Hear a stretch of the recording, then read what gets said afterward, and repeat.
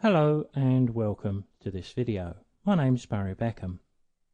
In the modern photographic world, we all create far more images than we can ever hope to display.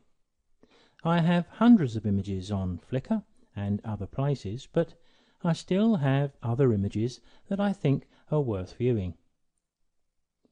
With those thoughts in mind, I've often wondered why more photographers don't turn to Pictures2Xe slideshow software as a way of presenting those images. If there's a better way of recording and displaying general photographic images, a holiday, a family event, I haven't discovered it yet, and I've been at this photography game quite a long time. So why are many photographers reluctant to take the plunge and have a go at presenting digital images in a digital way? After many years of Camera Club lectures and talking to many people about this, I think I have as good an idea as anybody where the problem lies. Our first thought may be that it's the cost of the software, but I doubt that. Pictures2Xe can be purchased as the Essentials version for just $69 US, about 84 Australian dollars, or just over £50 sterling. What is the Essentials version of Pictures2Xe? Well, it's all most audio-visual enthusiasts will ever need, and I think I can demonstrate that in just a few moments. I think that for many people there's a fear that dipping their toes into the audio-visual water, as well as their commitment to their general digital photography, is just a step too far. There's a worry that audio-visual will demand more of their time than some feel able to give, and I've got some sympathy with that view. Well, the purpose of my video here is to suggest that audiovisual is nowhere near as demanding as you may think, and like most things, do it once and you realize that it wasn't half as bad as you thought. We can quickly create a freestanding presentation for use on PCs or Mac computers. We also have the opportunity to make an MP4 video for playing on our large flat-screen TVs in superb quality, and as many of you may know, an MP4 is perfect for uploading to YouTube and even Facebook. So that special visit to a place of interest, maybe a holiday or a family event, can be recorded and posted for all to see. It really is a great way to share family events, as well as many other images as well. Now what I'd like to do next is to show you how easy it is to make a slideshow using images taken directly from a Canon camera. These images have not been pre-sorted, they've not been renamed, and they've not been cropped. All I've done is to copy a batch of images that I expect to use in my slideshow into a folder, and I've located a piece of MP3 music. So all I need to do now is to open up Pictures2Xe Essentials software, locate that folder of images and the music, and within just a few minutes I can have a slideshow made. But just before we go and do just that, let's identify some music first.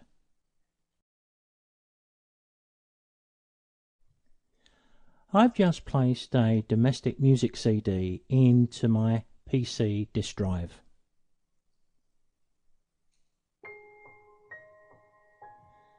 As you can see, it automatically plays, and I've just stopped it playing because we need to go elsewhere to take a piece of music from a domestic music CD and create an MP3.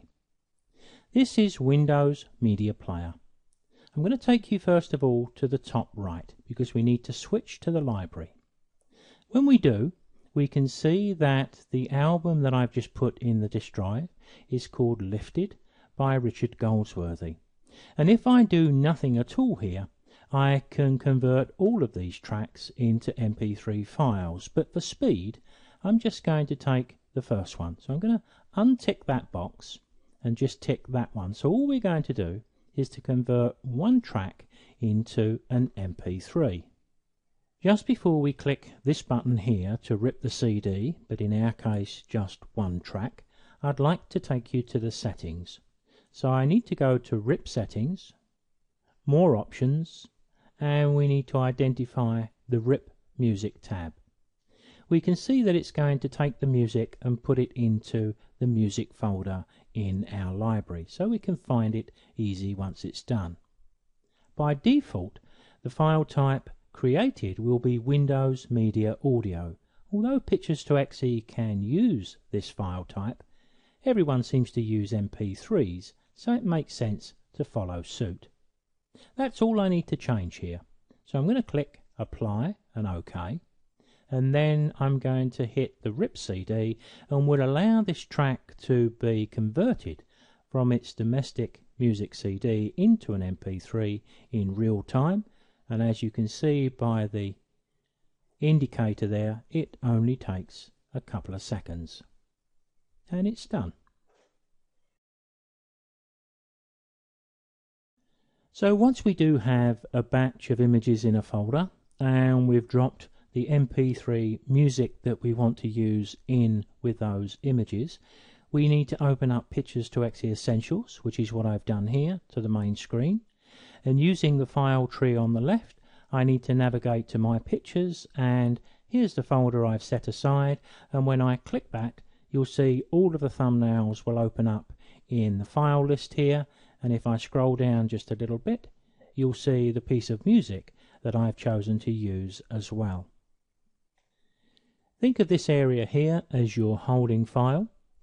To make the slideshow, we need to select from here and drag the images down here to form our slideshow. This is the slide list down below. It's rather like a timeline. Now I can select images in a number of ways. I can drag them down in any order I want from any place in that file list, and I can remove them in a similar manner. Even if I hit the delete key, I'm not actually deleting them. They're not being removed from this area, they're just being removed from the slide list. Now because I'm making a demonstration here, although I could have 50 images in this holding area, of which I might want to use 30, I'm going to use all of these, and I'm going to use the shift click method to select them all. I'm going to select the first one, scroll down, hold the shift key and select the last one. We'll select the music in a moment, and I can drag all of these down into the slide list. Now all of the images are selected at the moment. While they're still selected, I'm going to go to my slide styles. I'm going to go to my image menu and I'm going to choose image cover screen. You'll notice these images don't quite cover the default 16:9 aspect ratio. So select cover screen and apply. You'll see all the thumbnails, do a little shuffle, and we're now well underway. Now any good slideshow generally starts with a blank and a title. Let's keep things simple. Select the first slide in our sequence, right click and insert a blank slide. What we can do now is create the title on here. I'm going to do that using the Objects and Animation screen. When I open that, we see the blank that we've just created, and up here we've got our text tool. So if I select that, I can type the title that I want. There we can see the box over here already highlighted, waiting for us to type. So I'm going to keep this simple, my slideshow, and I can make the text bigger or smaller, and when I'm ready I can click close. If we're going to start with a blank, it's a pretty good idea to end with one too. So I'm going to scroll to the end of my images here, click right at the end, and then do the same as I did before, right click and insert a blank slide. Don't worry if this appears in the wrong place. Sometimes it does, something like that, and as you can see it's very easy for me to just switch them around, so we can even adjust how the images are going to appear in our slideshow straight in the slide list here. But there's a better way. Down here we've got a little up arrow. When I click that, we go into the Pictures to Exe lightbox. Here I can change the way the slides appear simply by using drag and drop. So if I wanted my seascape to come up after the blank and the boats after it, you can see how easy that is. I've got a couple of animal pictures here, but this one here looks a little dark, so let's assume for a moment that I don't want that after selecting it. I can just hit the delete key here, but I'm not actually deleting it from my computer or even out of the folder we first copied it into. All I'm doing is removing it from the slide list. So I can change these around to my heart's content until I get everything exactly how I want it, and then I can hit that little down arrow again and everything's in the place that I've sorted it to. Now we've done quite a bit of work here, so it would be nice to save a project file at this stage. So if we really wanted to, we could close down the software, walk away, come back another day and carry on where we left off. The project file remembers the images we've used, the order and all of the settings. To create that, we go to the top left of the screen, File, Save As. Generally speaking, in the folder where all of the images are kept, I would choose the name of my slideshow.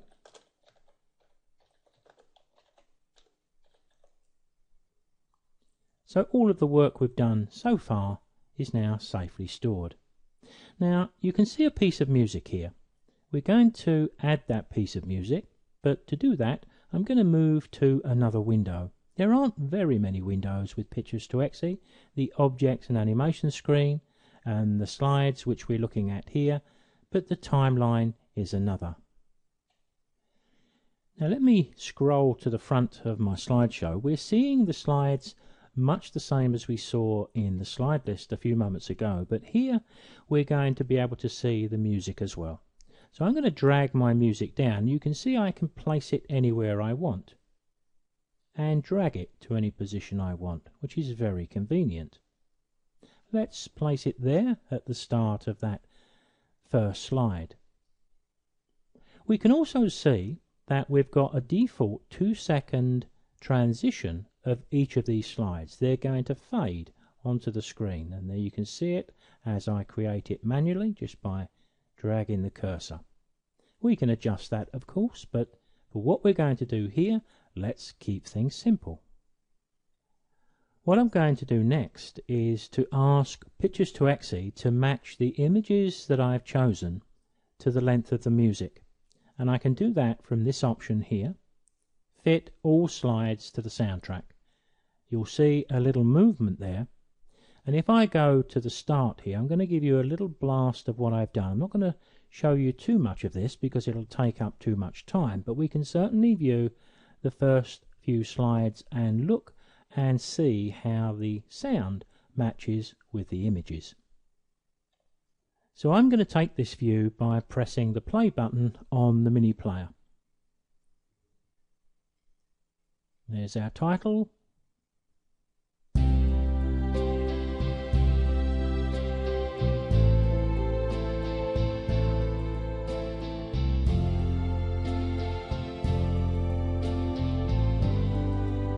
Well, that didn't look or sound too bad at all. But let's have a look at the other end of our slide sequence. If I move the scroll bar to the end, we can see that it looks pretty good. So let me do the same at the end. I'll put the cursor at that point and we'll press play on the mini player and we'll let it play out to finish.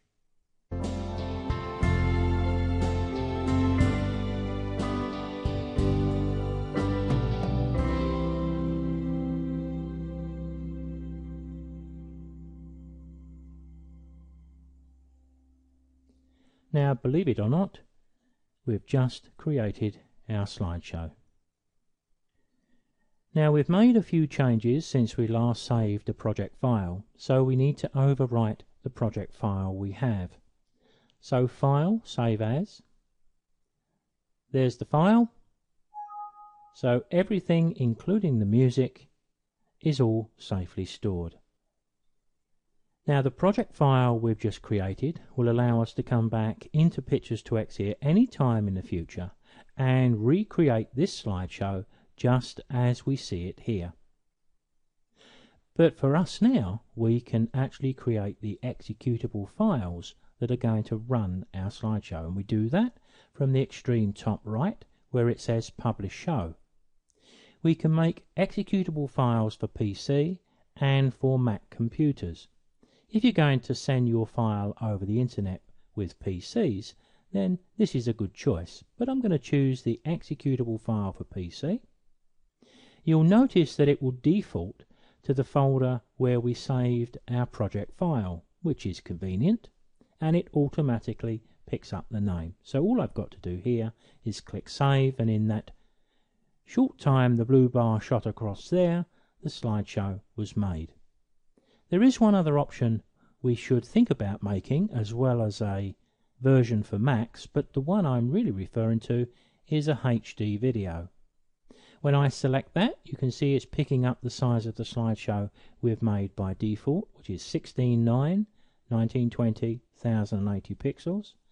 We're going to make a high quality video, 30p, and once again it's automatically picked up the folder where we've stored our project file. So when I click OK, you can see that this process is slightly slower than making the executable file for PC, but it will run in the background, so we'll allow it to do so, and we'll take a look at those files in a short while. But I could actually click Pictures2X here and carry on working. Now in fact you can actually see the icon for the MP4 that's still being made. What I'm going to do here is go back to my slide list, because we've just made an automatic slideshow, and as good as that is, we may want to make a manual one at some stage, and then we're going to come up against the problem of having music maybe too long for the slideshow we're creating. Let me simulate that by just dragging out one or two of the images here.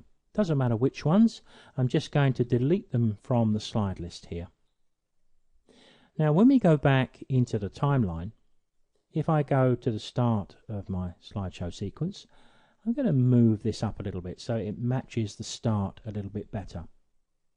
Now I can move these along. I can move them, as you can see. I can make the transition much longer, so here I've got a much longer fade now on this picture than this one.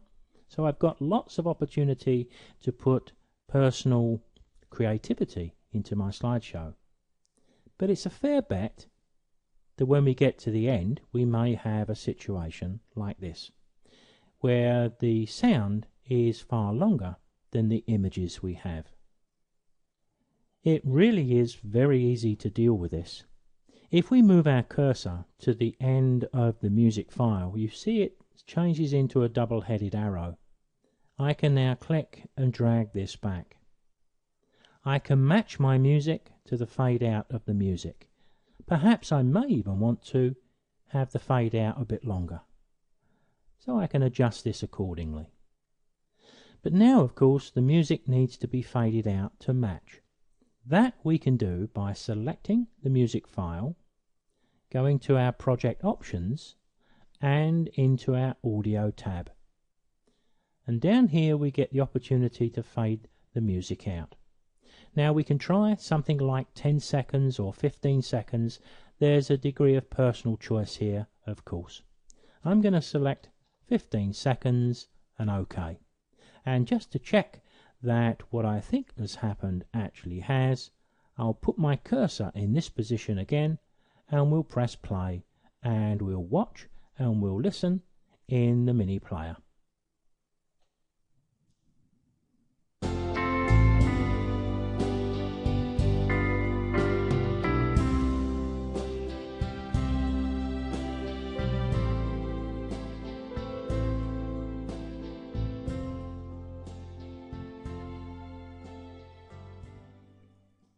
Well, I hope you'll agree that worked pretty well. To demonstrate just how quick and easy it is to put a slideshow together, I've kept all of the settings to their default values, which for most of us are going to work pretty well anyway. But what I mean by that is all of the slides, apart from the one I adjusted, have a 2-second transition, and that transition, as we know, is a fade. But of course we can change any one of these, or many of them, or just the odd one, simply by going to the slide we want to change. Let's pick that one. If I wanted a different transition style, I can go to my slide options. I can go to the transition tab, and I could choose from one of the many different transitions you can see there. Let's just pick Flip 3D, and we get a little idea here of what it's going to do, and we get a choice of whether we want it to revolve that way, or side to side. Let's select that, and what I'll also do is just drag out that fade to something like 4 seconds, and just to give you a blast of that, I'll put my cursor at that particular point and just press play.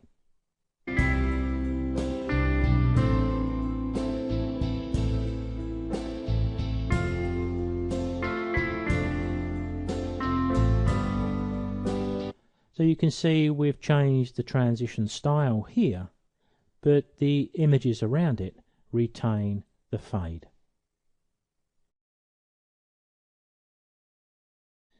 Now, coming back to my MP4 window, you can see what happens when it gets to the end. We get a nice green tick to tell us all is well, and the video encoding is set to 100%, so I can close this. Then we can go to our Windows Explorer, look into the folder and see what we have.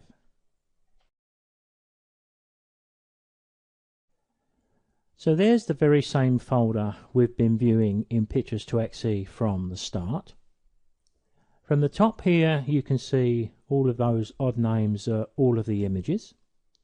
If I scroll down a little bit, you can see the MP3 file we used, Last Kiss Goodnight. And down the bottom you can see the project file, which remembers all of that vital information. You can see it's a very small file, so don't worry if you want or need to save more than one of these. But above that we've got our executable file for a PC. We can copy that to any PC, and we don't need to have Pictures2Xe installed on that PC. This is freestanding, it will run on its own. And below that we have the MP4, and this is the file we can upload to YouTube or maybe Facebook. And if we copy that to a USB stick, most of our modern TVs play these beautifully. So you can see that using Pictures2Xe Essentials to create a basic slideshow is actually very quick and easy to do. In addition to what I've demonstrated here, we can animate images, we can add video clips, and we can do quite a bit more too.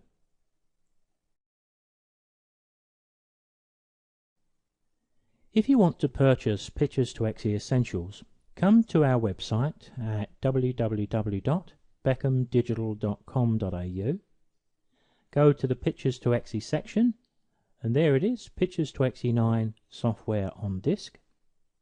When we select that, you can even try a free trial. Download and test the software, try before you buy. But if I just scroll down the page to the bottom, you can see you have two choices with Pictures2Xe 9 Essentials. We have the basic software, but also the software with a number of video tutorials too. So why not have a try with the free trial? You've got nothing to lose. Come to my website, come to this page by just following Pictures2Xe 9 software, click the free trial. There's the download button, the big blue one. Click that. It will appear and it's going to save to my desktop.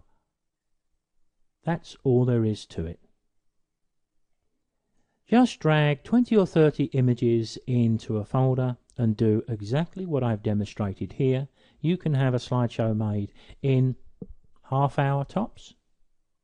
I've been a keen amateur photographer for 40 plus years, and from one photographer to another, Pictures to Exie is worth a look. I know the internet is awash with software that you probably will never need, but this is worth a view.